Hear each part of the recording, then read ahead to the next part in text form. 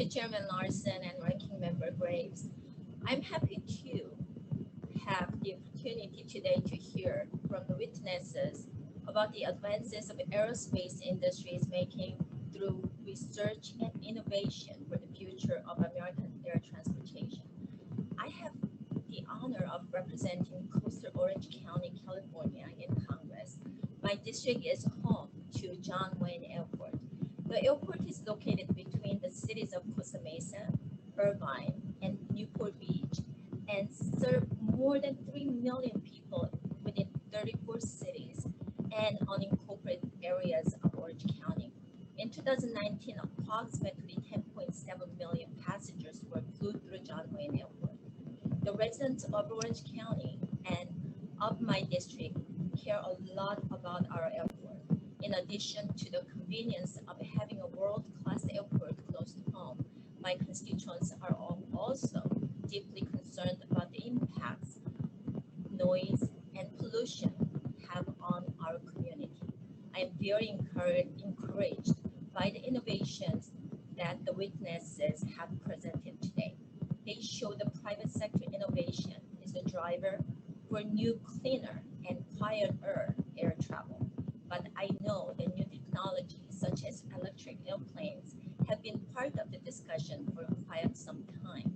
I believe the federal government has an important role to play in cutting red tape and providing a regulatory environment where new technology can be approved for use safely, yet avoid the pitfalls of using taxpayers' dollars to pick winners and losers.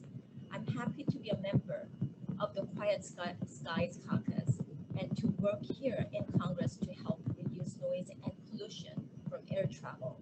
I believe the best way to do this is create a fair playing field where innovation can flourish and airlines, manufacturers, and travelers can make the best choice for their businesses and, most importantly, for the health and well-being of their passengers and the communities in which they operate.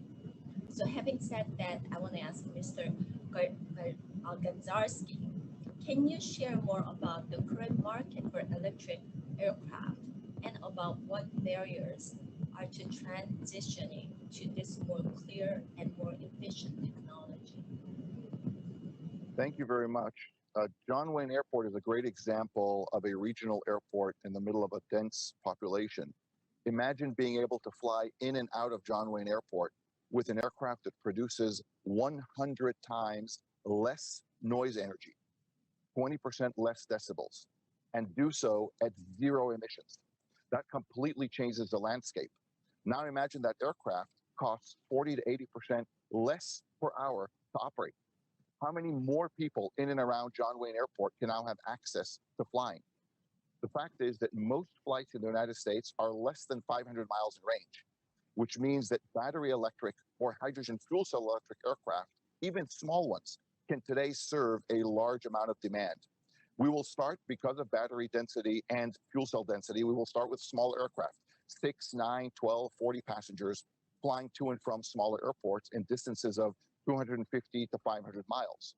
But that will open up access and equity at cost and cleanliness of levels that have never existed before. And so the market is very strong for it. Now we have to incentivize the move forward. So your testimony include a request for incentives for manufacturers that make electric aircraft. So can you share how to see electric aircraft competing without taxpayer subsidies? So it wouldn't have to be even taxpayer subsidies. Imagine carbon credits. So there's now this discussion about having carbon credits for synthetic aviation fuels. What if it was also for electric?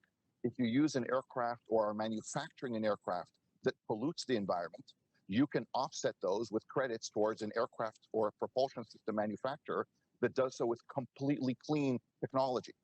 And so those types of incentives and subsidies, if we call them that, will encourage other manufacturers and other aerospace companies to go more electric. Thank you very much. Thank you for all the witnesses, and I yield